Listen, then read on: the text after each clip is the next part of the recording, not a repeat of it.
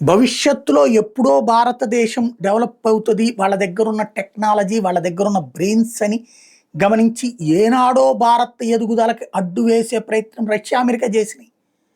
మనల్ని క్రయోజనిక్ ఇంజన్ని అందనీయకుండా చేసి, మన రాకెట్రీ సినిమాలో ఎవరైతే ఎవరి కథ అయితే ఉందో ఆయన్ని జైల్లో పెట్టించి ఇబ్బంది పెట్టిన అనేక మంది మన సైంటిస్టుల ప్రాణాలు తీసిన ఒక కీలకమైన స్టెప్ వేయబోయేటటువంటి సమయంలో లాల్ బహదూర్ శాస్త్రి లాంటి ప్రధానమంత్రిని చంపించిన, ఈ దేశంలో ముఖ్యమైనటువంటి పనులు చేయడానికి సిద్ధపడే ప్రతిసారి అణు పరీక్షల్ని ఆపిచ్చిన, పాకిస్తాన్ చేతన కవ్వింప చేసిన, ఇవన్నిటి వెనకాల ఈ అగ్రరాజ్యాలు ఉంటాయి. అయినా వాళ్ళు ఎన్ని రకాల కుట్రలు చేసినా భారతదేశం నిలబడింది. తీవ్రవాదాన్ని పాకిస్తాన్ చేత ప్రేరేపించి భారత్ మీదకి తోసి, తద్వారా హిందూ ముస్లింలు గొడవలు సృష్టించి ఎప్పుడు అస్థిరతతో ఉంటే తమ మార్కెట్ నడుపుకుందామంటే ఇక్కడ ఒక సిస్టమేటిక్ గవర్నెన్స్ నడుపుతూ వచ్చాం.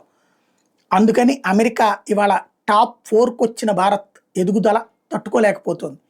చైనా వాళ్ళ కంట్రోల్ లేదు. ఒకప్పుడు చైనాని వాళ్లే ప్రోత్సహించారు, అది ఇప్పుడు ఏకుమేకై కూర్చుంది. భారత్ వీళ్ళ ప్రోత్సాహం లేకుండా ఎదుగుతోంది, అది వాళ్ళకి కడుపు మంటగా ఉంది.